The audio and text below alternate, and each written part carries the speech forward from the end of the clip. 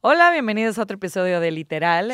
Tenemos episodios todas las semanas, entonces no se lo pierdan. Igual recuerden que pueden ver este episodio en YouTube, entonces por si quieren ver nuestras bellas, bellas caras, ahí lo pueden checar.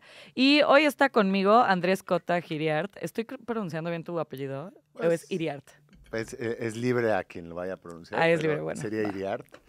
Yo a veces pienso que, bueno, si nos están viendo también sepan que nos pueden solo escuchar, no tienen que ver a la fuerza. Es que hay gente que sí le gusta más ver. Mi mamá siempre me dice de que ¿dónde está el video? De eso, súper de señora. Bueno, y también por el otro lado las jóvenes audiencias dicen, eso lo vi en un podcast, ¿no? Ahora se dice eso, Sí. eso lo vi en un podcast, que hace unos años eso pues hubiera sido como una contradicción lingüística, ¿no? Sí, Porque sí, es sí, como, sí.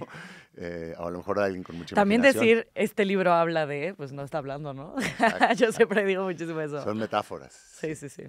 Pero siempre digo que odio leer semblanzas, entonces más bien platícanos de ti. Genial, yo también, no hay nada más incómodo Que leer una semblanza. que lean tu semblanza Sí. en un lugar con público, digamos que los primeros, no sé, 3 minutos de algo que va a estar ahí En vivo. como presencial, ¿no?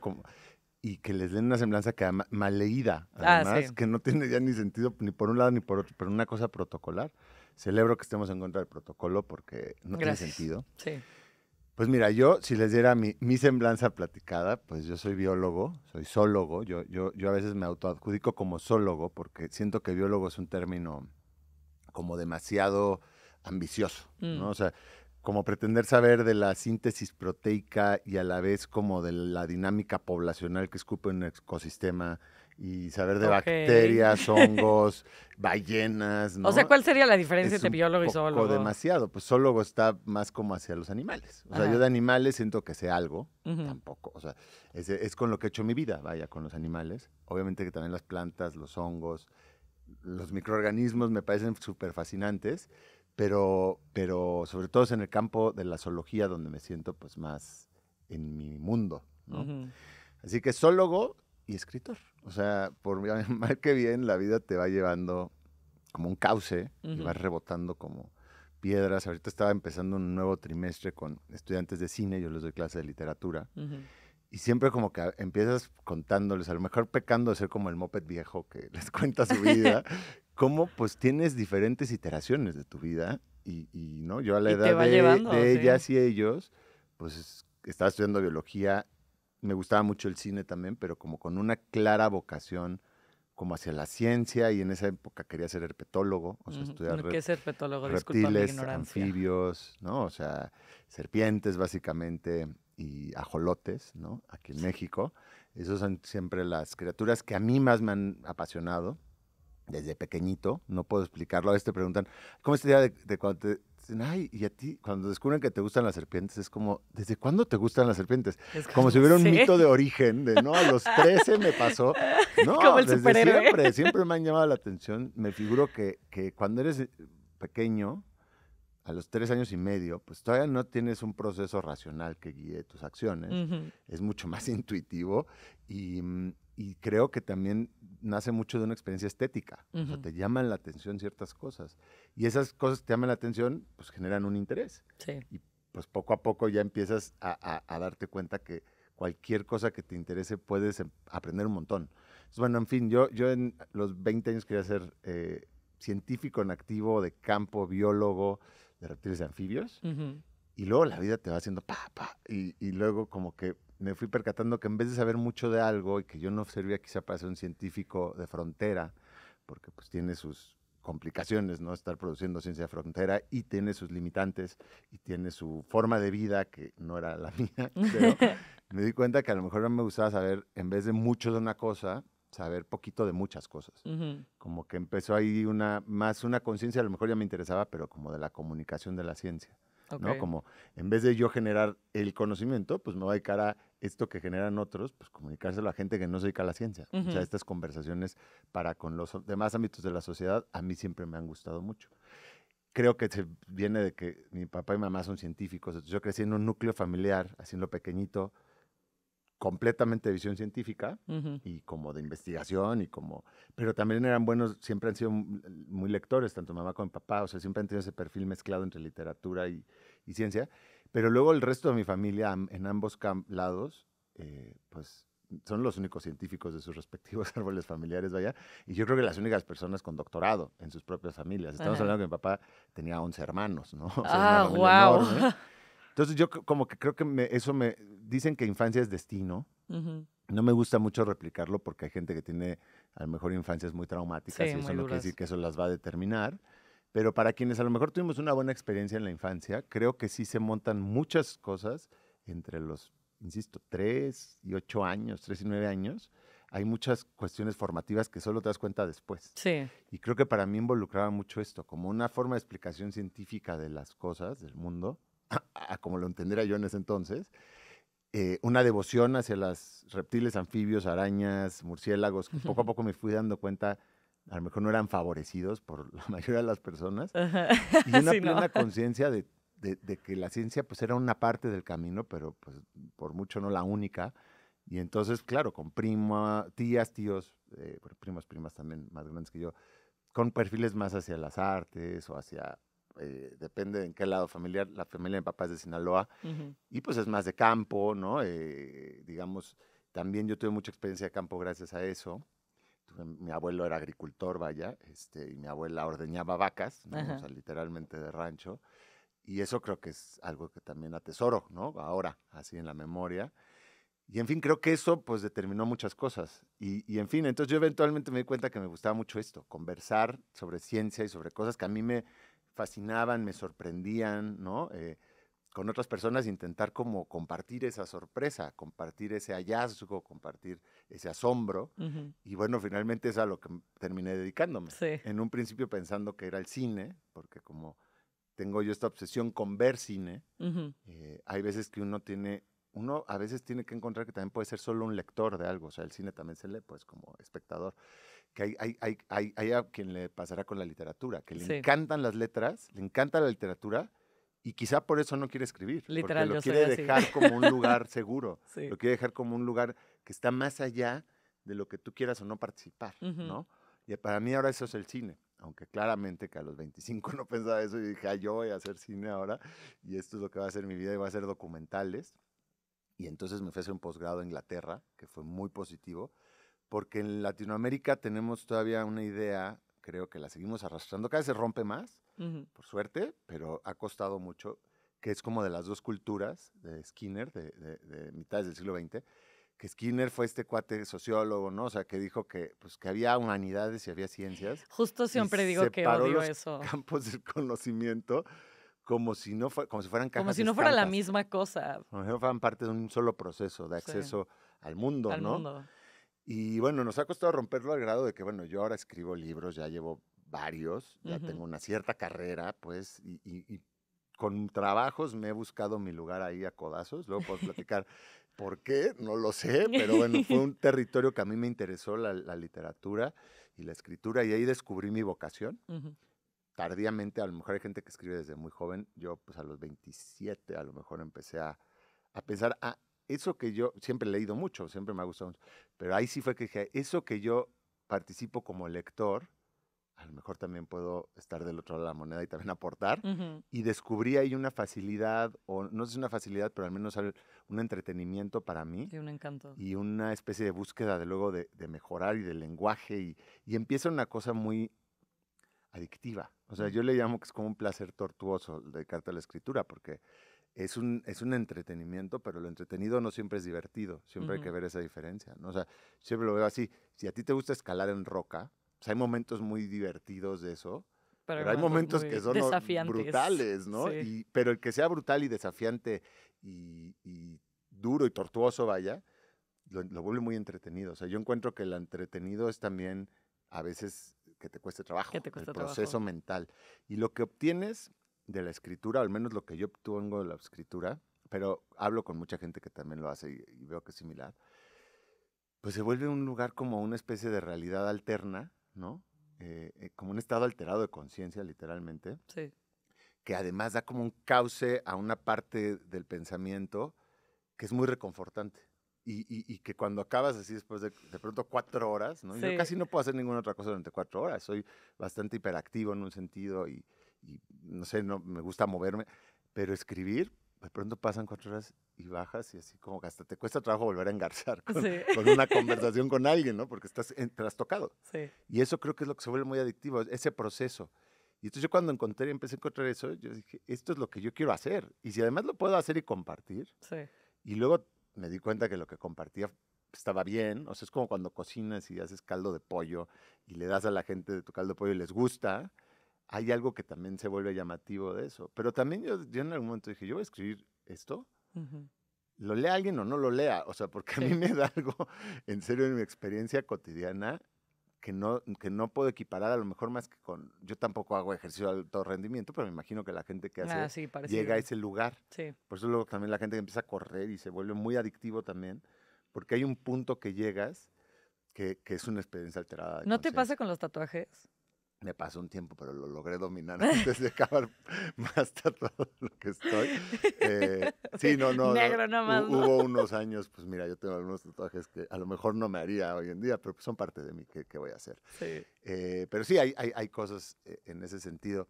En fin, entonces yo por eso pues, te digo, como que uno no sabe bien, o sea, sí hago, o sea, sí trabajo en el audiovisual, trabajo en los documentales, no como realizador, Ujú. más bien como parte de guión, concepción, conceptualización, y de ahí un poco solvento la escritura, porque pues la literatura es, digamos, hay que decidir pronto en una carrera literaria que no puedes vivir de los libros. Y Sí. si piensas que sí, te vas a frustrar cada libro que saques. O sea, porque literalmente no. Y si algún día empiezan a generar ciertos dividendos, qué bueno, hay que ver eso como un bonus, ¿no? Es Muy que la poca gente. literatura no debería ser vista para eso, ¿no? Tampoco. No, O sea, definitivamente. nadie pinta ni escribe para ser rico. Es total, nadie se dedica a las artes para hacer dinero, obviamente, ¿no? aunque a veces pueda haber esa idea como con el arte contemporáneo. Sí. Aunque puedas llegar, es más bien un aunque, accidente, yo aunque creo. seguramente estuviéramos hablando con Stephen King. Literal, yo también pensé en Stephen King. ¿No? O incluso Irene Vallejo, pues que fue un Sí, fenómeno su libro, también es seguramente verdad. le fue bien con su libro. Pero lo que digo es que no es lo usual. Y hay este dicho de que tú puedes vivir la escritura, pero no necesariamente escribiendo lo que quieres escribir. Si yo escribiera horóscopos, por poner un ejemplo, Millonario, nadarías quizás en sería dinero. millonario, pero no es que eso sea lo que me llama. Pero bueno, en fin, como que complemento eso, pues dedicando también cosas que tienen que ver con escribir, pero en función de pues, los documentales, podcast, dar clases, ya sabes, tienes que hacer un poco de todo. Ujú, Es como ser un acróbata, ¿no? ujú. Y a veces mi mamá me dice, oye, pero es que tú no paras. Y le digo, mamá, si me pagaran bien una cosa, si me pagaran a mí bien Pararía. una cosa, Sí. si yo fuera un profesor así como de estos ingleses de Los típicos universidad y del viviera de ser maletín. profesor, a lo mejor solo daría clases porque me encanta también dar clases. Pero pues no es la realidad. No es el caso. Entonces, bueno, fue un largo periplo, perdón que haya tomado tanto tiempo, pero es un poco para No, explicar está quién bien. está hablando aquí, ¿no? Sí. Y entonces ya lo que yo fui encontrando es que yo escribo, pues, nature writing se llama en inglés, y otra vez, en inglés, este nature writing tiene siglos de existir Ujú. como corriente literaria, como género si quieres incluso, pero en español nos tardamos mucho en decir, la naturaleza y las letras pues tienen un punto de hibridación muy fértil. Pues, ¿sabes O en la qué ciencia. pensé? En el Ujú. Popol Vuh también, como que es muy natural el Ok, Popol Vuh. claro. O sea, creo que lo tocas bien. Ahora en español se ha dado por decirle literatura a este Sí, vi, tipo eso está muy de bonito. corriente. También hay quien le dice ecoescritura, está bien, Ujú. o si es poesía, ecopoesía.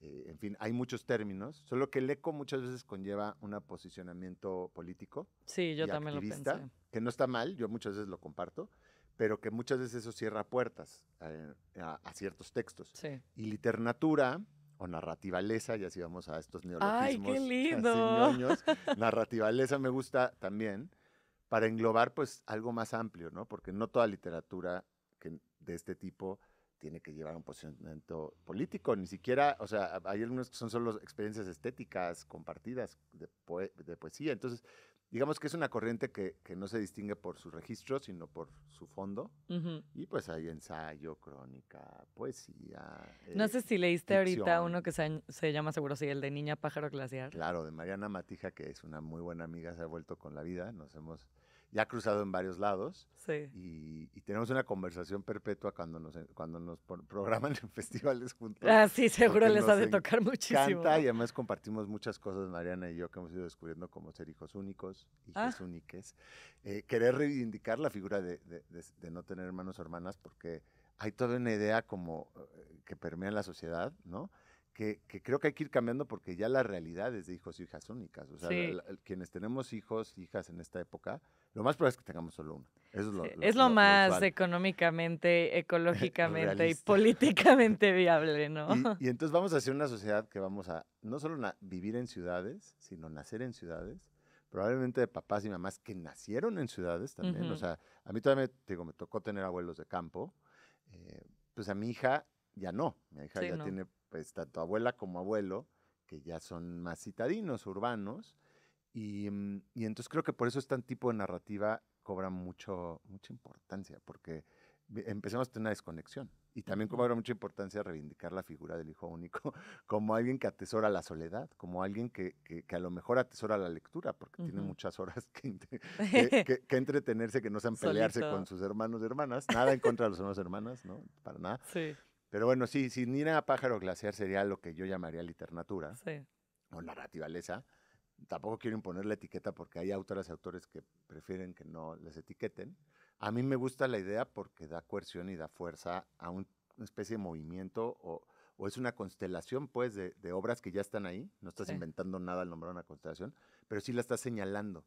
Y al señalarla, pues adquiere un poco más de fuerza hacia afuera. O sea, Ujú. creo que ayuda a sacarla un poco del nicho, como es que son libros de animalitos o libros de plantas. Sí. Son literatura, son sobre todo literatura que tiene que ver con una reflexión más amplia del De humano otros también seres, como ¿no? Ni naturaleza. siquiera como Exacto.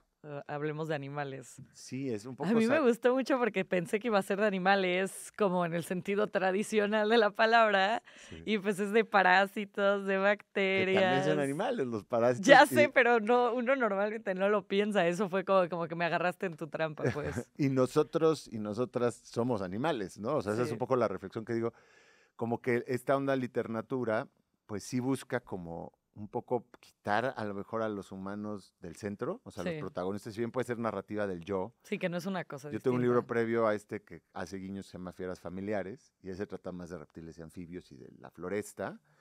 Y aunque es una narrativa del yo como digamos, autoficción, habría quien le dice, o biografía, autobiografía, en realidad sus protagonistas no necesariamente es el narrador, sino Ujú. el resto de criaturas. Pues, pero también, no solo es eso, también es concebirnos a los humanos como parte de la naturaleza y como naturaleza Sí, misma. somos, sí. Y entonces, si te ves a un nivel de paisaje interior, a un nivel de escala celular, Ujú. que espero que hoy en día no haya que defender que eso somos células, no somos amasijos de Hay células. gente que lo duda Pues no, también. hay gente que duda que la Tierra es plana, ¿no? Dicen, defienden eso.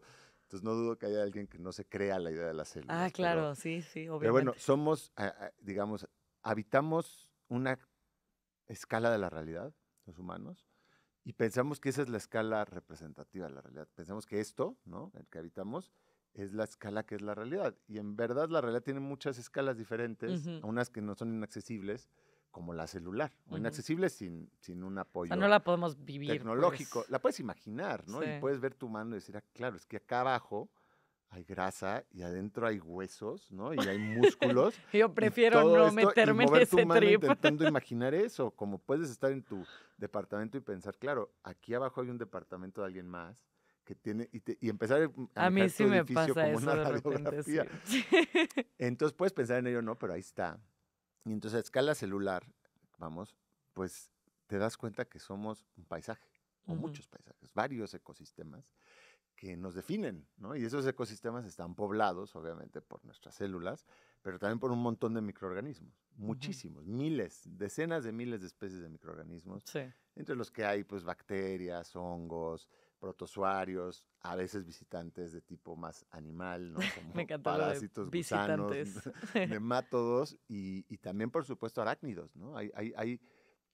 Hay esta noción de que cuando se lo dices a alguien, sobre todo adultos por primera vez, les da como pues, un poco de ansiedad. Que Que es que tenemos bichos en la cara, sí, ¿no? que Sí, tenemos ácaros en la cara, o sea, que sí. tenemos arácnidos viviendo en nuestro rostro y que son pues dos especies bastante arraigadas al humano o a los mamíferos, y que mientras esa población no se salga de control, ni te enteras. ¿No has visto como ese tren de TikTok de los 4 millones de pasos que tiene la gente para limpiarse la cara, en donde ya básicamente te estás destruyendo la piel? Me parece un despropósito. Yo creo que, bueno, sí está bien lavarse la cara una vez al día o dos, pero más allá no es necesario. Porque, es más, si no tuvieras esos ácaros, entonces tendrías muchos problemas. Justo. Porque has, digamos, evolucionado una coexistencia.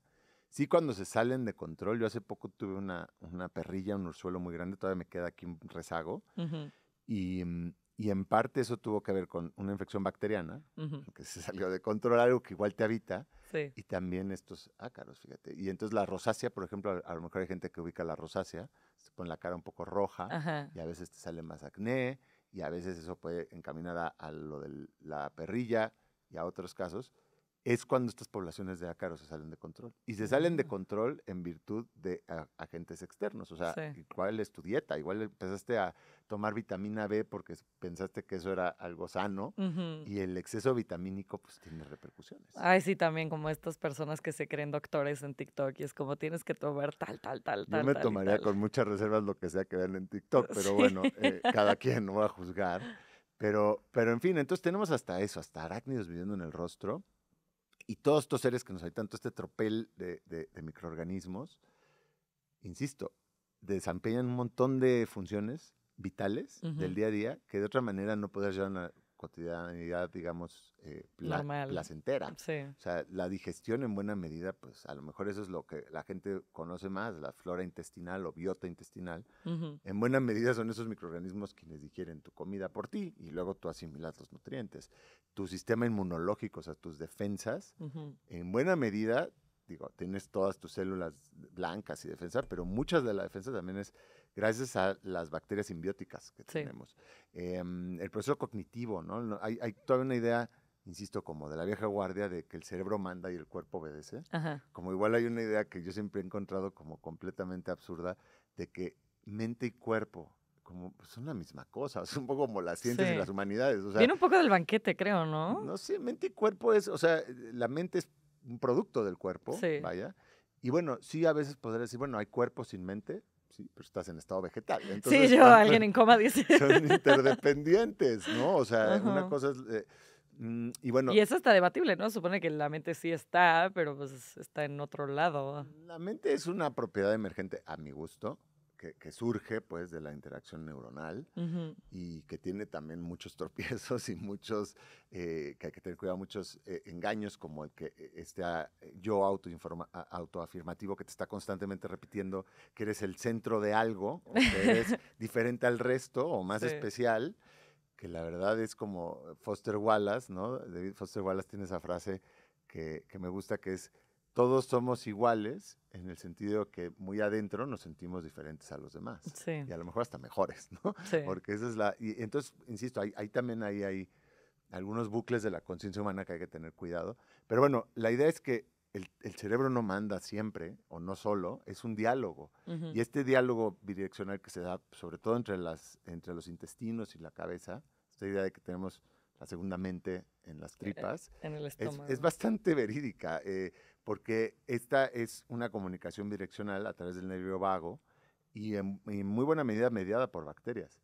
Y esas bacterias, y otros microorganismos, pero sobre todo bacterias, generan buena parte de los neurotransmisores centrales para el comportamiento humano, o sea, sin ir más lejos de la serotonina, sin lo cual no podremos estar concentrados ahorita hablando de algo, ¿no? Y ni motivados a hacerlo. A movernos. Digamos, estos neurotransmisores centrales en la acción, en tomar acción de lo que sea, fíjate, pues pueden venir en una parte por estos seres que nos habitan. Entonces ahí es cuando dices, caray, o sea, sí, estamos muy, de alguna manera, influenciados al menos por todos estos microorganismos con los que coexistimos y cohabitamos, y lo llevamos haciendo pues, toda nuestra historia evolutiva, ¿no? Otra cosa es que si no les prestas atención, pues puedes pasar toda tu vida sin saberlo, a menos que te den problemas. También te han pasado como muchas coincidencias con esto, ¿no? O sea, mientras contabas las múltiples historias que tienes con estos seres interiores, decía, pues no sé si a mí me ha pasado alguna cosa así. O sea, tienes también muchas coincidencias ahí.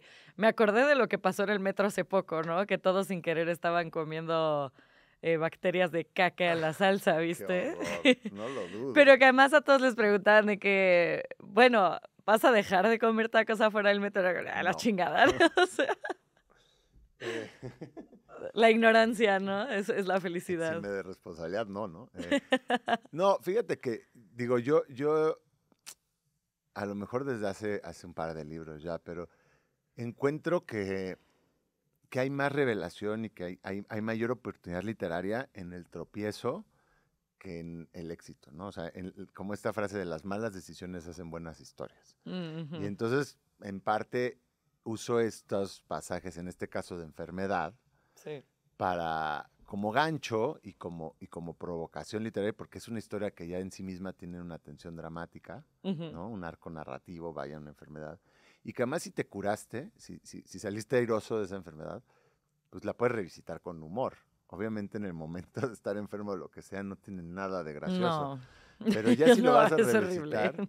Pero fíjate, yo es lo que vengo haciendo en el libro de Ferias Familiares, son sobre todo más que encuentros, desencuentros con fauna, o sea, accidentes, ¿no? Mordidas, bichos que se escapan, digamos, tropiezos.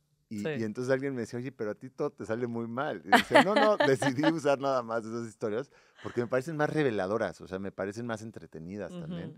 Y me parece que llegas a algo, ¿no? Si es que la literatura llega a algo, o sea, entonces un poco con la enfermedad también. Y creo que la enfermedad es importante contarla porque es lo opuesto a las redes sociales. O sea, Oh, wow. siento que las narrativas de enfermedad es lo opuesto al Instagram. O sea, es lo opuesto a mira qué rico como todos los días y mira cómo mi vida Ah, mira qué perfecto es maravillosa Sí, cuando ya. la Y verdad yo, es que wow, ¿a qué no te es. refieres? No Pero estás sí, solo totalmente. como subrayando estas cosas que son como maravillosas. Y creo que la realidad está lejos de ser eso. O sea, la vida es de todo, es agridulce y hay muchos tropiezos. Todo el mundo se enferma habitualmente, una vez al año por lo menos tienes una gripa. Sí, O, y te o, pueden pasar cosas muy o a lo asquerosas mejor pasaste también. una infección estomacal y no lo supiste, pero eso a lo mejor fue un patógeno que Sí, pasó por ti, seguro, ¿no? O un sí. parásito. En fin, creo que es importante la narración de la enfermedad para acordarnos que nos pasa a todos y a todas. Y con las enfermedades mentales, ya para meterle la última La capa, otra, sí. que estamos dibujando el libro sin dibujarlo, que es un libro pues dedicado a las criaturas que nos habitan, ¿no? A estas entelequias que están en nuestros adentros y que nos hacen ser quienes somos. También está dedicado a las criaturas de carácter psicológico, no solo Sí. biológicas, o sea, los pensamientos. Y es otro que también nos habita y que a veces también puede dar problemas, ¿no?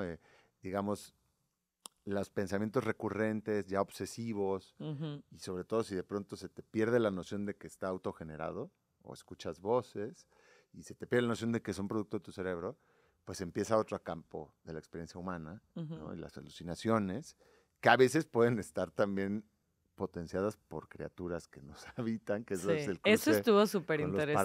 parásitos. Sí. Y pues un poco la historia de mi abuela, que tuvo esquizofrenia, y un tipo de esquizofrenia bastante aguda, y además muchos años, ¿no? Mucha gente a veces tenemos esta idea de la patología mental como algo estático, la locura como una cosa detenida, cuando No. es un flujo, es un proceso continuo que va cambiando y que tiene de todo, ¿eh? O sea, convivir con una persona, digamos, tan diferente al resto,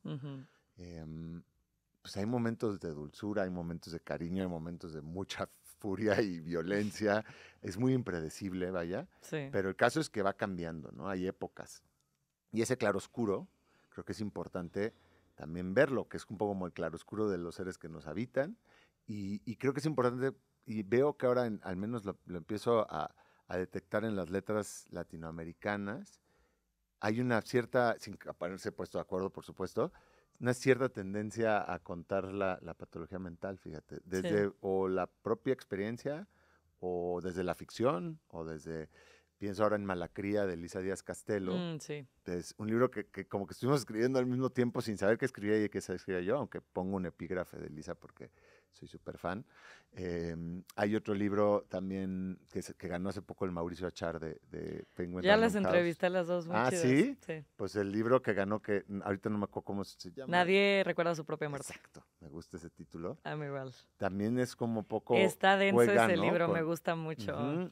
Y hay otros, hay otro que se llama El hombre en Como el el jardín. tema del pensamiento mágico, ¿no? También, o sea, de eso platicaba con ella, como esa creencia de me voy por lo racional o me voy por lo totalmente irracional, pero como que me está haciendo más sentido, ¿sabes? Sí. Sí, a veces los inventos hacen más sentido que la realidad misma, ¿no? La realidad es alucinatoria también. Entonces, en fin, creo que es importante porque si no, la patología mental se sigue escondiendo. Hoy en día, socialmente, lo normal es, pues sí, recluir a los pacientes o en sus casas o en centros especializados, pero es tenerlos así aparte. Apartados. Y uno o una misma, si empiezas a escuchar voces, lo más probable es que no lo digas pronto, ¿eh? O sea, lo más probable es que digas, ay, no, van a creer que estoy loco. No, o sea, porque tenemos toda esta idea como, ¿no? De que eso es algo, de alguna manera, malo. Sí. O sea, o bueno, tenemos todavía ese prejuicio, simplemente porque no lo vemos más a menudo y no interactuamos con ello. Entonces, a falta de verlo, es un poco como la naturaleza en las ciudades, a falta de vivirla, contarla, ¿no? Y vivirla desde el intelecto. Y creo que con la locura también puede ser un poco así. O sea, a falta de tener contacto con esas otras experiencias, pues contárnoslas. Y entonces, un poco creo que se podría ir rompiendo esta idea de que la locura afecta a una persona y es una cosa de un paciente, ¿no? Sí. La esquizofrenia, cuando en realidad es a un núcleo de gente que le rodea, que sean todos, familias, amigos, cuidadoras. Y tampoco quiero decir que toda esquizofrenia sea como la de mi abuela. Obviamente hay muchísimos grados. Obviamente es una palabra un tanto vaga porque hay muchas cosas que llamamos hoy en día esquizofrenia que a lo mejor no van a ser exactamente lo mismo y en futuro vamos a saber que eso era una... Bipolaridad y esquizofrenia también están como muy cercanos, ¿no? Digamos, hacen guiños, pero o sea, ahora hay como...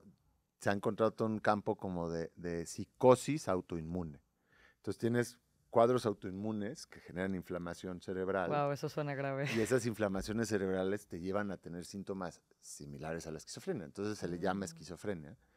Pero fíjate, ese tipo de trastorno autoinmune que genera psicosis se puede curar. Eso tiene que ver mucho con la microbiota, con alteraciones de microbiota. Sí. Y por ahí salió en el New York Times hace poquito un texto que estaba bien bueno que se llamaba como mi mamá tenía esquizofrenia y luego ya no. Y esta paciente, 20 años, imagínate, de esquizofrenia, y de pronto se pudo curar. No todo el mundo está ahí. Y insisto, cualquier patología mental son experiencias humanas que englobamos ahí, pero cada experiencia humana es un poquito diferente, ¿no? Yo tengo mucho cuidado con eso, porque creo que hay gente que puede estar diagnosticada con esquizofrenia que con un tratamiento adecuado puede llevar una vida plena. Sí, es que cada caso es tan distinto, ¿no? Total. Sí. Mi abuela, en todo caso, cuando ya era mi abuela, no. Porque también me preguntaron el otro día y me gustó, me preguntaron, ¿qué piensas que pensaría tu abuela de leer este libro? ¿No? O sea, ¿qué dirías que piensa tu abuela? Digo, yo soy ahí justo y presento pues como la serie de viñetas de coexistencia con ella, porque yo pues soy muy cercano a ella. O sea, por 17 años viví muchos fines de semana en esa casa. Cuando era niño dormía en la cama entre mis abuelos, pues como cualquier otro niño o niña, creo. Solo que mi abuela pues era un poco diferente a los demás, ¿no? Tenía a veces unos brotes y de pronto pues, te decía cosas, imagínate a los 6 años que te estén diciendo que el mundo se va a acabar, ¿no? Pues, como niño es como, eventualmente aprendes de ese claroscuro y creo que eso también es lo que a mí me lleva a hacer esta oda a los parásitos también, porque las relaciones con los seres que nos habitan, así como las relaciones entre las patologías mentales, tampoco son estáticas, son claroscuros y hay momentos y hay relaciones evolutivas de interdependencia, incluso con bacterias que si se salen de control te generan gastritis severa, ¿no? La Helicobacter pylori. Entonces creo que a lo mejor me predispuso, pero digamos que yo la conocí ya como abuela. Pero entonces esa pregunta que me hicieron pensaba yo, bueno, o sea, a lo mejor mi abuela se quejaría de que no está más de su vida anterior al diagnóstico, porque al final ella fue diagnosticada a los 52 años y digamos que hasta los 50 y medios avanzados pues, tuvo una vida normal dentro de que tenía brotes y tenía malos días y dentro de que había épocas que se deprimía un montón y dentro de que había épocas que tenía manía. pero tenía una vida social, vaya, y fue una dama de sociedad y era muy chistosa, dicen, en las reuniones, como que le encantaba ser así el centro de atención y bueno, tuvo una vida enriquecida, pues. Claro, yo eso no lo vi, o sea, eso solo me lo han contado, lo veo en fotos, por ahí lo menciono. Para mí es es mi abuela, o sea, eso es curioso, la relacionalidad de las personas. O sea, Sí, es como, obviamente yo tuve una vida antes de tener una hija, pero para mi hija soy su papá. sí. Lo demás es cuento, ¿no? Sí, lo demás es pura ficción. Entonces, en un sentido creo que se podría haber quejado de eso, pero en otro, le pregunté a mi mamá, como, ¿tú qué crees? Porque, claro, para una persona, a lo mejor si ella hubiera podido hacer ese juicio de valor al final de sus días a los 80 años, pues a lo mejor ella hubiera dicho que su parte de vida más significativa no fue la enfermedad mental, fue todo lo de Sí, antes, fue ¿no? todo lo demás. Pero a mí me tocó conocer a ella como una abuela feroz, la llamo yo, porque era muy feroz. Y entonces le pregunté a mamá, ¿qué piensas que hubiera dicho Tita, que le decíamos de este libro?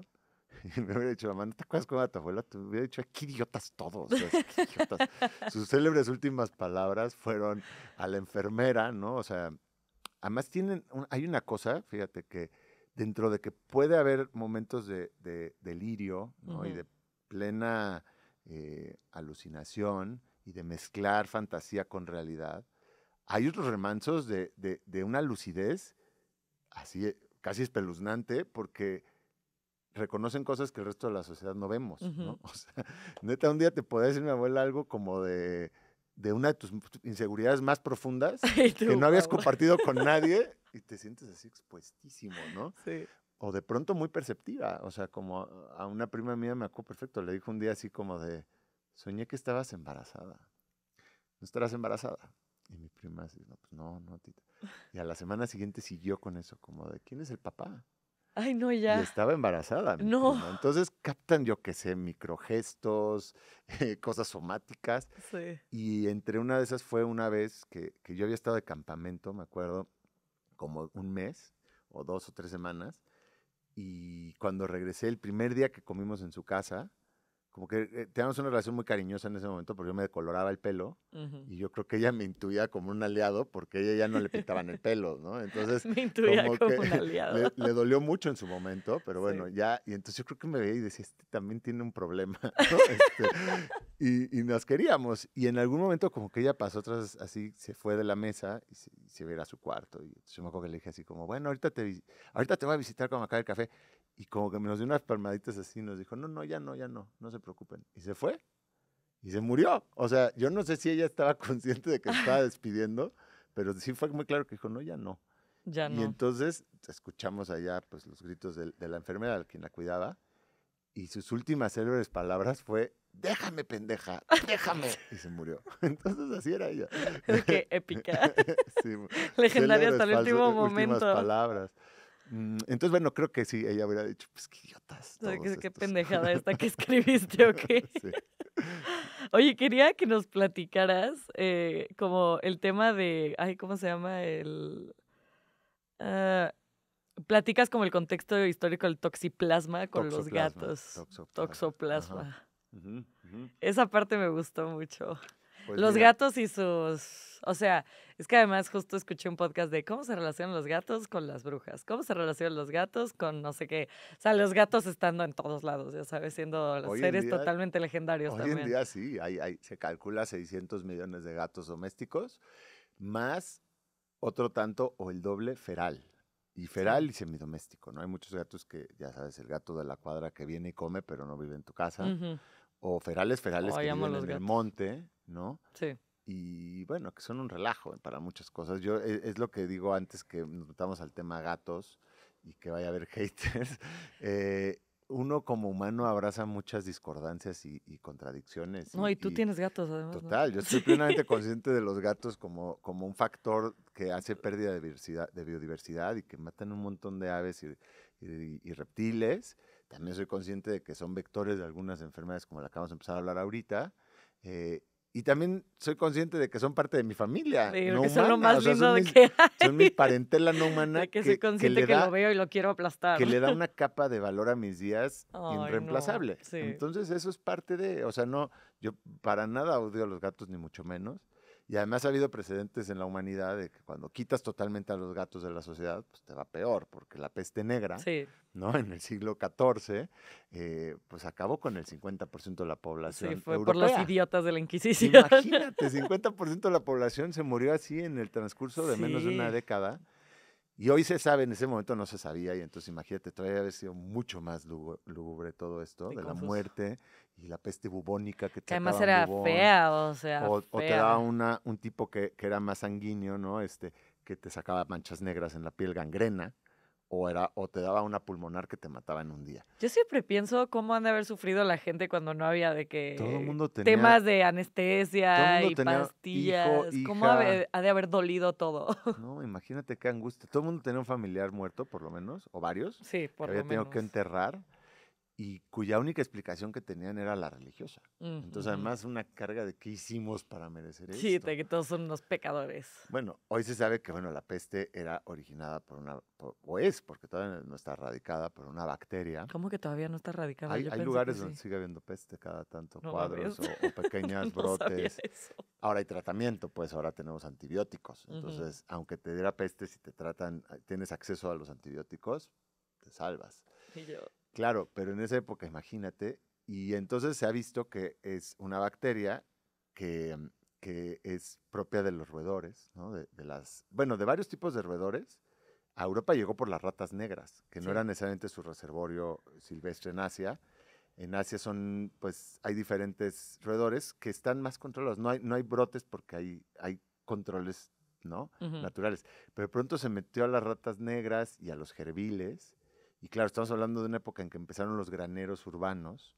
Un montón de comida para roedores. Entonces Ujú. empezó a haber mucha población Sí. de roedores en los núcleos urbanos. Y además, pues había tráfico marítimo y los barcos siempre han sido pues vector de dispersión de roedores. Sí, porque qué Y asco. fíjate, las ratas pues tienen la bacteria, pero lo que pasa es que las pulgas que chupan sangre de la rata Claro. se mega infectan de la bacteria y en la pulga genera algo como que le cierra el tracto eh, digestivo, ¿A entonces no la pueden comer, pero se mueren pulga? de hambre. Y Ah, entonces muerden y muerden más y más y vomitan la sangre que tienen, entonces se vuelve Dios, un me contagiadero. parece una película de terror eso. Pero es la realidad, es lo que siempre he dicho, la realidad es mucho más, o sea, trastoca la fantasía muchas Sí. veces. Y entonces estas pulgas, llevadas por ratas, fueron las que dispersaron la peste negra en 7 años, te digo. Bueno, en gran medida eso también tuvo que ver con que en esa época, por la Inquisición, por el rollo de que los gatos y el diablo, los gatos y las brujas, o sea, qué horror de época, qué bueno que no vivimos ahí, aniquilaron a los gatos de las ciudades. A Ay, lo mejor con gatos en las ciudades hubiera sido un poquito menos cruento porque pues hubiera habido un poquito menos roedores, sí. ¿no? Entonces, bueno, todo es una balanza. En fin, con todo eso ya hice mi gran speech de no odio a los gatos, todo lo contrario, Puesta en escena. pero los gatos pues son el hospedero definitivo de este parásito llamado toxoplasma. O sea, cuando se dice hospedero definitivo es que es el animal, ¿no? O bueno, o planta o hongo, en el que un parásito se reproduce. Entonces, si nos quedamos solo en los animales, muchos parásitos tienen ciclos de vida que hacen que parezca que hace que la escala social en Latinoamérica parezca muy fácil, o sea, escalar socialmente, porque imagínate que tienen que invadir a uno, dos o tres organismos distintos, a Ujú. veces saltando del agua a la tierra en el acto, sin poder salir al exterior, o sea, contenidos dentro de otros organismos. Sí, Entonces, pues, se transmiten a través de la cadena alimenticia, hasta que con algo de suerte llegan a su hospedero definitivo, que es el único lugar en el que se pueden reproducir y crear descendencia. ujú. Caso del toxoplasma, eso es el gato. Un felino, no solo el gato, cualquier felino. Pero el mundo humano que hemos creado, pues cada vez hay menos felinos silvestres. Entonces Sí, hoy por hoy en buena medida son los felinos los domésticos y gatitos. los silvestres que todavía tenemos. Eso es donde se reproduce. Pero antes de eso el toxoplasma tiene que pasar otra iteración en un mamífero o en un ave. Y en realidad puede invadir a cualquier vertebrado de sangre caliente, hace su primera vida, Ujú. digamos. Y ya después de esa larva tiene una metamorfosis y si llega al gato, pues con suerte. Pues ya valió. Ahora, ¿qué pasa? Imagínate, tú tienes este predicamento de estar contenido dentro de alguien y necesitas llegar a alguien más, pues la evolución ha ido llevando a que el toxoplasma sea fantástico para robar la voluntad de sus hospederos y cambiar su comportamiento. En el caso de las ratas, digamos que es donde se empezó a ver esto y se empezó a estudiar, aunque no solo eso es a las ratas, es capaz de hacer eso pues, en aves, en primates. Lo que hace es que invade el cerebro y el toxoplasma es un ser unicelular, o sea, son protozoarios, Sí. son un montón, invaden el cerebro y juegan un poco con las secreciones hormonales o alteran las secreciones hormonales y las de neurotransmisores. Entonces, por un lado, pues a lo mejor te baja el cortisol. Cortisol es un poco, está involucrada en el En el estrés. estrés. Si tú te bajas el cortisol, tienes menos estrés. Y si tienes menos estrés, eres menos precavido, vaya. Si eres una rata, eso quiere decir que cruzas así acá. Si tú aquí en la ciudad Me ves, vale madre. siempre pienso eso, una rata que vean de día cruzando así la calle, Que just chilling. dices, tiene toxoplasma, porque las ratas son nocturnas, para Así por empezar. la calle. Y dos, jamás cruzarían una calle así, van escondidas, son animales Sí. furtivos. Entonces, bueno, ahí es un ejemplo, ¿no? Que es lo que hace cuando le baja el cortisol, la hace menos precavida, pero a la vez también amaña sus secreciones sexuales, ¿no? De hormonas sexuales, la Ajá. testosterona, los estrógenos, y a la vez también tiene como unos genes con los cuales, que se ha robado a lo largo de la evolución, con los cuales puede secuestrar como el sistema de recompensa de dopamina. Y entonces genera dopamina Pobre ante rata. estímulos que no deberían generar dopamina. Ok. Ahora, dopamina, para quien no lo tenga claro, pues es lo que te lleva a que te guste el chocolate, La que que te te hace guste el sexo, lo felizote. que sea que te genera una dicha así como un placer, tiene que ver con la dopamina. También tiene mucho que ver con las adicciones, se imaginarán.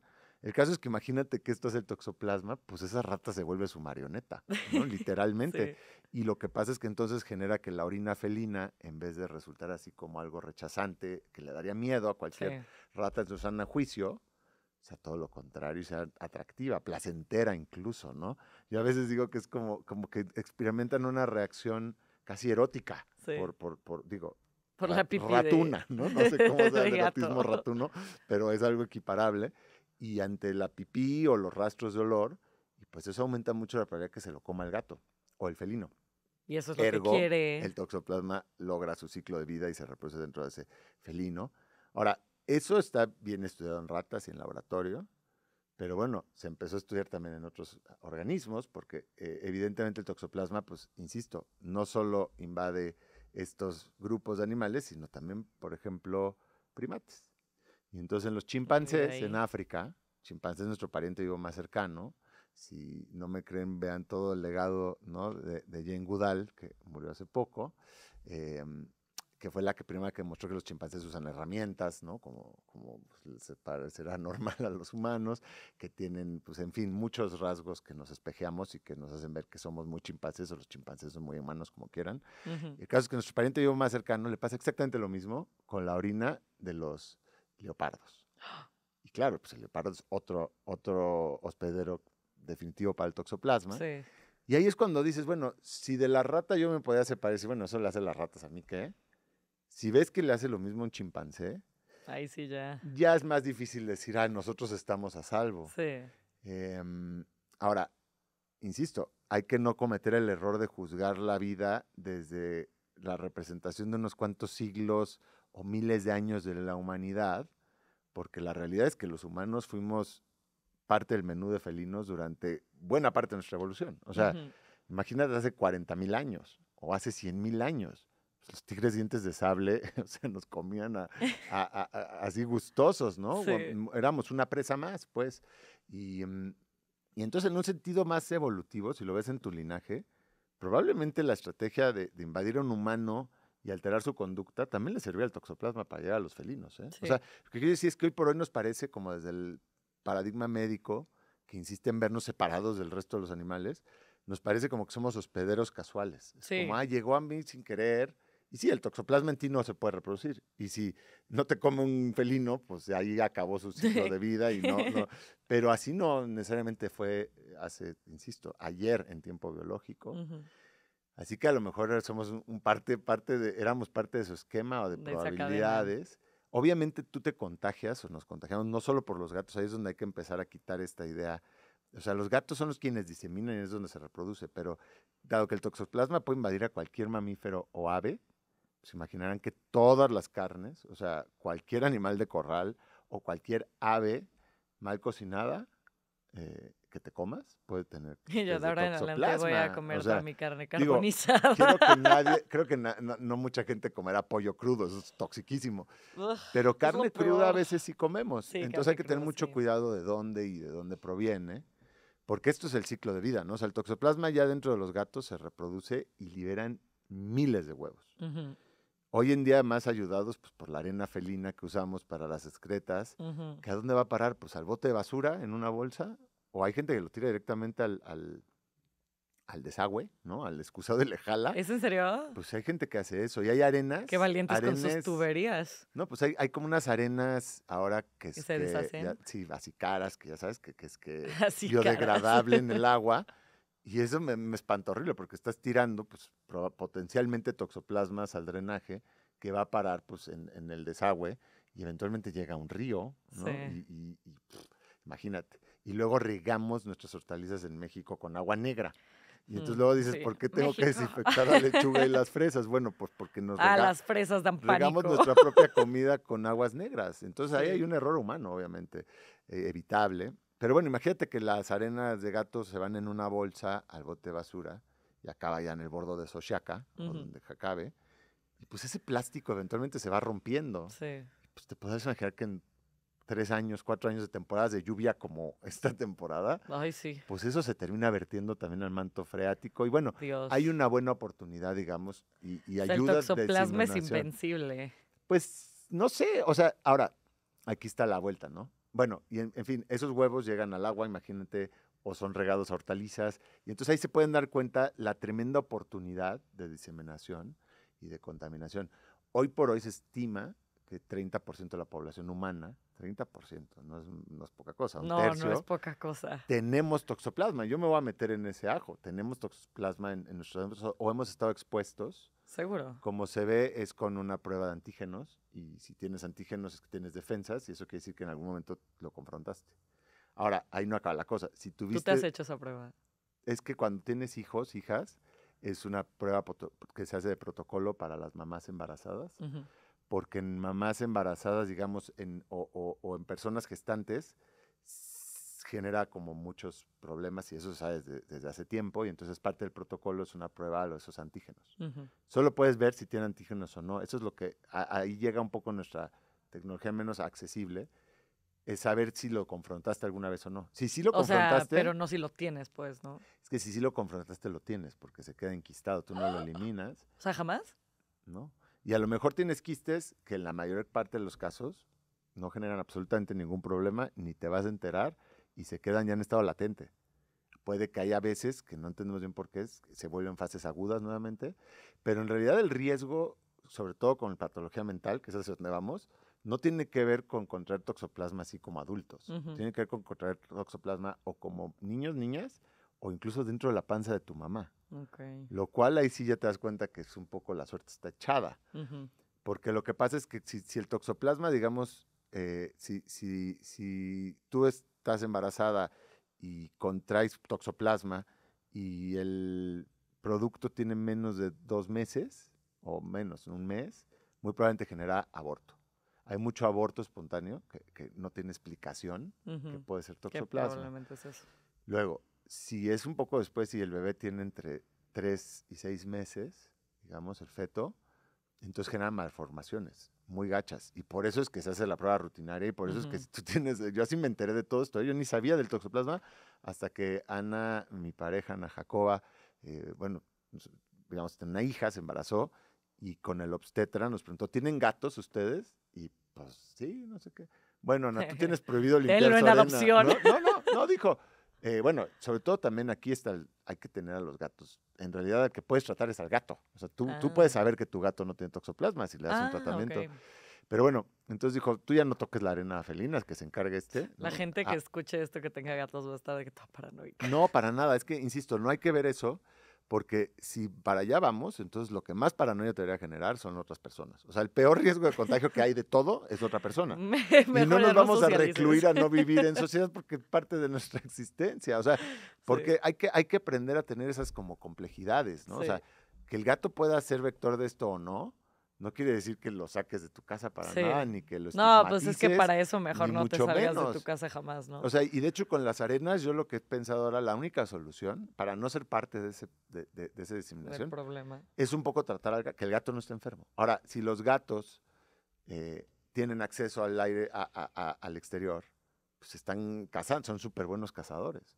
Entonces, ahí hay posibilidades de contagio. Un pájaro, un ratón, ¿no?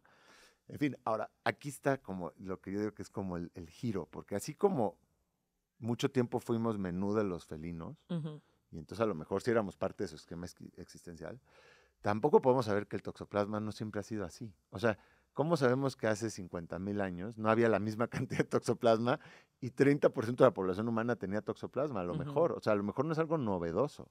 Novedoso es que nos estamos Dando enterando cuenta, sí. de que puede generar estas alteraciones, ¿no? Y te digo, en las mujeres embarazadas se sabía ya hasta entonces, pero un poco el paradigma era que si era después, o sea, si el feto tenía ya 7 meses hacia término, ya no pasaba nada, porque ya no genera malformaciones. Pero ¿qué pasa con su cabeza? ¿Qué pasa con su cerebro? Eso es lo que se está viendo ahora, porque claro, eso se manifiesta 30 años después, 20, 30, a veces 40 años después. ¿Cómo estudias eso? ¿Sabes? Es como, eso es lo que es más novedoso. Sobre todo, no lo digo yo, ¿eh? O sea, yo me dediqué a investigar esto y ahí vienen muchos artículos citados. Sí, vienen muchas páginas de referencia. Robert Sapolsky, que es a lo mejor un autor que vale la pena, tiene un libro muy bonito que se llama Memorias de un primate, justamente de cuando él estudiaba babuinos en África. Tiene muchos libros. Y Robert Sapolsky, entre otros, creó este laboratorio de toxoplasma en Stanford. Y ahí es donde se han hecho muchas de estas investigaciones que empiezan a abrir una punta al iceberg. Y que, insisto, hay todavía una rama de la psiquiatría más de la vieja guardia que tiene esta idea del no, el poderosísimo cerebro humano. ¿Cómo va a ser secuestrado el cerebro humano tan poderoso que casi que lo ven como la creación más pródiga del universo por un protozoario? ¿No? ¿Cómo va a ser posible? Es tan posible porque somos un animal más, ¿no? Y estamos abiertos a los mismos sujetos, a los mismos procesos naturales que todo el resto. Sí, estamos hechos de lo mismo. No quiere decir que si tú contraes toxoplasma en estado fetal, como lo estamos diciendo, te vaya a dar esquizofrenia. No, hay muchísima gente que no le da nada. Hay algunos casos que sí. O sea, lo que se está empezando a ver es que hay, por ejemplo, gente con esquizofrenia y sobre todo esquizofrenia así medio exacerbada, vaya, es 2 o 3 veces más probable que tengan anticuerpos a toxoplasma. Entonces ahí dices, a lo mejor hay una correlación. A lo mejor hay algo ahí. Correlación no necesariamente es causación, pero ya si lo vas como de alguna manera empatando con lo que genera en un chimpancé, con que, por ejemplo, la gente inmunodeprimida, con pacientes de SIDA se veía mucho, terminan muchos con una encefalitis de toxoplasma. Mi papá tuvo encefalitis. Ah, pues mira, hay muchos tipos de encefalitis, ¿no? También. Bueno, no sé. Hay muchos orígenes. Sí te fallo. Pero digamos, el hecho de que el toxoplasma puede generar daños a nivel neurológico, ya se sabía también, o sea, o sea ya a nivel hasta de microscopía, solo que no se había hecho un poco unir los puntos, que es lo que muchas veces pasa. Y eso pues es el campo de la de la parasitoneurología, que ahora es un nuevo campo, que son este tipo de parásitos que pueden generar cambios de comportamiento, que en algunos casos devienen en tendencias de patología mental. Sí. Por ejemplo, se está viendo pues, que a lo mejor también hay una buena incidencia del toxoplasma y las adicciones, ¿no? Del toxoplasma y tener accidentes vehiculares, porque pues si te bajan el cortisol, probablemente vas a correr más rápido de lo que... No, vas a correr más rápido en el carro, no vas a tener miedo. Okay. O yo pienso en muchas veces, ¿has visto estos que hacen salto ardilla? ¿No? Estos que se lanzan así de montañas. Sí, y tú, esos güeyes tienen parte. Oye, o sea, estás haciendo un deporte que es como lo más letal, casi todos se terminan muriendo. ¿Por qué lo harías? O sea, por la emoción y ¿no? La adicción a la adrenalina, pero también porque tienen menos miedo, ¿eh? Sí, no lo dudo, no se ha hecho ese estudio, pero... Según yo sí se ha hecho, De hecho. ¿De toxoplasma? No, sé, de toxoplasma sería increíble ver si tienen de niveles de... Habría que ver si tienen toxoplasma. Yo te digo que si alguien lo hace nos cuente, porque yo creo que es probable. Es probable. Es probable. Y en fin, hay muchos, o sea, insisto, se están empezando a entender. Ojalá que en algún momento entendamos qué lleva a que pueda o no, porque a lo mejor ahí había un tratamiento. Fíjate, nada más curioso para completar el mapa. Si tú a una rata que tiene toxoplasma y que tiene todos estos cambios conductuales, le das antipsicóticos, similares a los que tomamos si tenemos esquizofrenia, por un rato se mitigan sus efectos.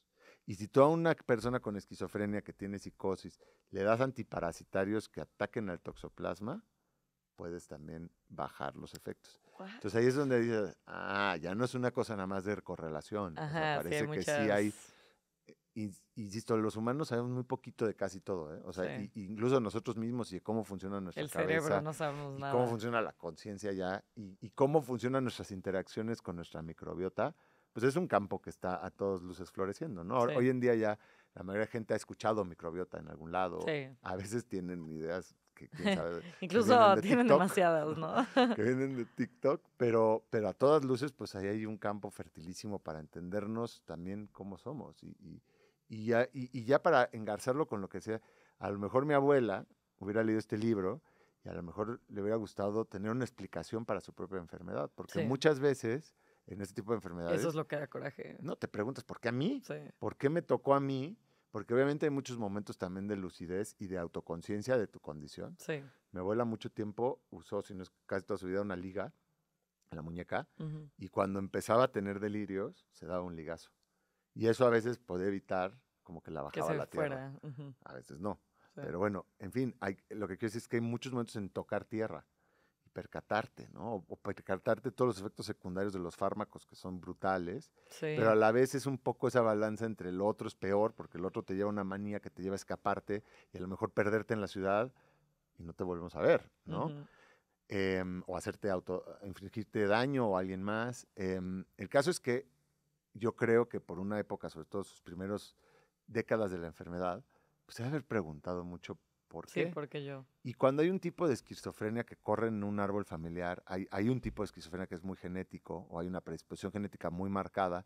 Y entonces tú ves familias que tienen varios miembros, varias miembros que tienen esquizofrenia. Ujú. Entonces el tío, la Sí. tía, los hermanos.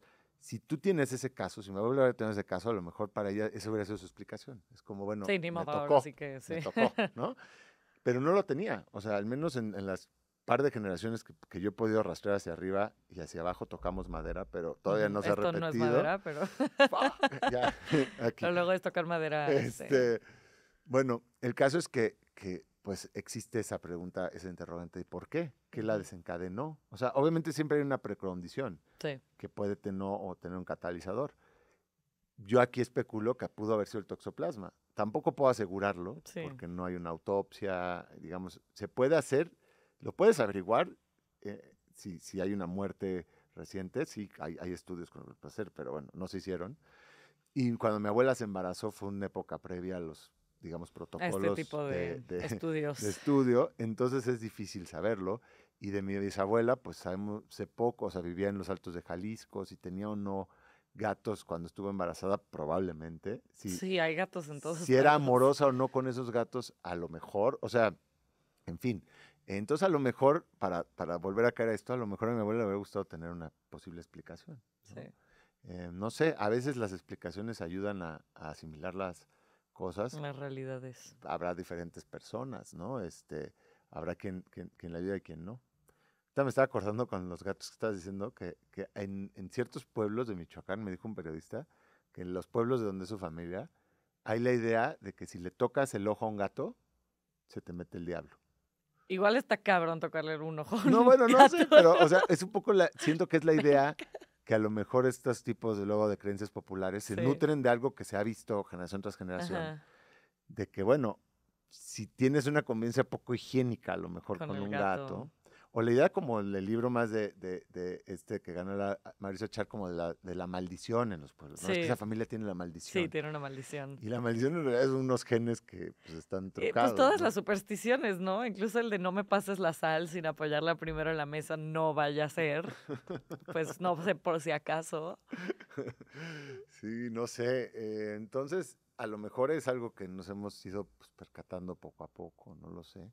Por otro lado, los gatos son muy enriquecedores en la vida cotidiana, Son lo ¿no? O máximo. sea, no vamos a quitarlos, ya dijimos la peste negra.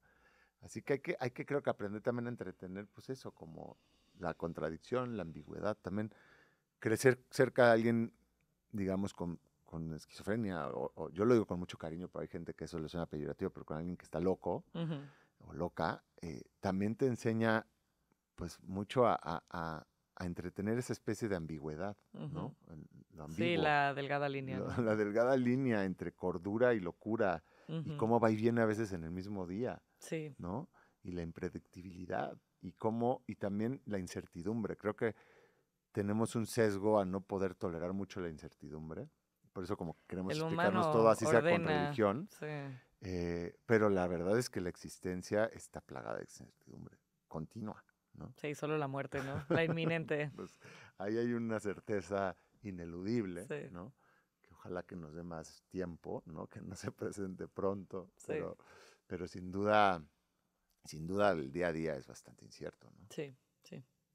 Bueno, pues Andrés, hemos llegado al final de la entrevista, pero siempre al final nos gusta hacer un pequeño juego. Genial. Aparte siempre acabamos terminando hablando de muerte, no sé qué pasa. Está bonito porque la muerte es la clave a que acaba, ¿no? Sí, claro. Todo tiene que morir Todo en algún tiene que momento. morir, Todo lo que incluido está vivo. este episodio. Bueno, a ti te tocó uno que se llama preguntas rápidas. Entonces yo te voy a hacer una pregunta y obviamente la idea es que la respondas con rapidez, pero son fáciles. Como, o sea, lo primero que venga a la cabeza. Exacto. Ok, ¿listo? No son difíciles. ¿Cuál es tu serie favorita? ¿Actual o vieja? La que sea. True Detective, temporada 1. Bien, buena respuesta. Y la 4 también me gustó. Si pudieras viajar en el tiempo, ¿a qué época irías y por qué? Me encantaría ir a la época en que había muchos homínidos, o sea, iría como hace 100,000 años, porque había otros humanos. Me encantaría ver a esos otros humanos, ver a los neandertales, me encantaría platicar, si se puede, o intercambiar Intercambiar miradas con signos. un denisovano. Me encantaría ir también a la isla de Flores, donde estaban los humanos de Flores. En una época que por lo menos había 7 homínidos humanoides, les decimos, porque en realidad son humanos, que si tuvieras hoy en día un neandertal caminando en el metro, no lo reconocerías. O sea, físicamente, Sí. no son tus antepasados, no son el hombre de las cavernas, es un primo hermano. Y eso a mí me encantaría verlo. Suena bien también. Bueno, ¿Cuál es la platicar película? con ellos y platicar con ellos. Bueno, intentar comunicarte. Sí. ¿Cuál es la película que más veces has visto? Ay, esa es una buena pregunta. A lo mejor en una época de mi vida joven, Manos de Tijera, la vi varias veces. Ajá. Apocalipsis Now, la he Ok. visto también muchas veces. Está raro eso. No, sí, y a lo mejor también, por ejemplo, en su momento Pulp Fiction también la vi varias veces. Ok. ¿Qué talento te gustaría tener que no tienes? La autocensura, ¿no? Saber callarme cuando no, sí, callarme más, creo. Ay, Y también no. me encantaría. Eso no es un talento para nada. No, sí, porque uno a veces habla de más No, y ¿sabes qué? Tocar un instrumento. Sí. Eso me encantaría, tocar un instrumento. Tienes pinta de saber tocar un instrumento. Podrías fingir. Pues sí, pero entre fingir y lograrlo, o sea, me encantaría Puedes tocar un decir, es algo instrumento. abstracto. O por lo menos cantar bonito. Sí. No canto bonito, ni modo. Yo siempre pregunto, ¿darías parte de tu belleza por cantar bonito? Pues no sé, porque me quedaría ya muy feo, pero a lo mejor, no sé, a lo mejor sí, a lo mejor. Muchas de mis amigas respondían que sí. ¿Cuál es el lugar más bonito que has visitado? ¿En el mundo? Sí. Qué difícil. Un bosque mesófilo, no tiene que ser uno en específico, cualquier bosque mesófilo es para mí. En México tenemos parte en la Huasteca, digamos, y hacia Chiapas, toda la línea de la Huasteca que baja hacia Chiapas, son bosques de altura, es el bosque de niebla. Y es este tipo de bosque que todos son epífitas, entonces los árboles tienen así literalmente miles de otras especies de plantas creciendo encima, muchos musgos, ¿no? Es como poco el ambiente en el que uno se imagina a los gnomos o a los hobbits, o sea, muy húmedo y todo está vivo ahí. Y muy vivo. Y todo es como, el dosel es muy alto y en todos los, digamos, niveles del dosel hay criaturas, ranas arborícolas, serpientes, quetzales. El quetzal es ese tipo de ecosistema. También es un ecosistema muy frágil, tristemente queda el 1% de lo que... el 1%, digamos, del planeta tiene bosque mesófilo y muchos de esos ya deteriorado. También hay partes muy inaccesibles, entonces dentro de todo, pues ahí seguirá en las cúspides de las sierras, pero es muy especial. Si han ido a lo mejor Jalapa, cerca de Jalapa es fácil de visitar. Sí, la Huasteca no está muy lejos. Hay distintas zonas de la Huasteca y eso a mí me encanta, eso me encanta. Y si fueras un animal, ¿cuál serías? No sé si esa es la más difícil. Es que podría ser muchos, depende para qué, pero siempre he pensado que ser un serrano blanco de Panamá, es un pececito así, sería muy interesante porque Sabía que tu respuesta iba a estar rarísima. los peces estos serranos blancos, que les llaman, establecen parejas más o menos filiales, más o menos monógamas por temporadas, pero que cambian de sexo.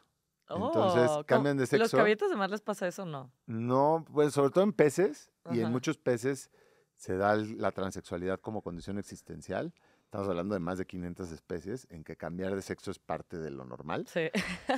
Y en ese caso, digo, con fines reproductivos, además generan descendencia en la otra. Es como si yo pudiera volver mujer y embarazar, lo cual sería ¿Y tú ya qué? me trastoca toda fantasía.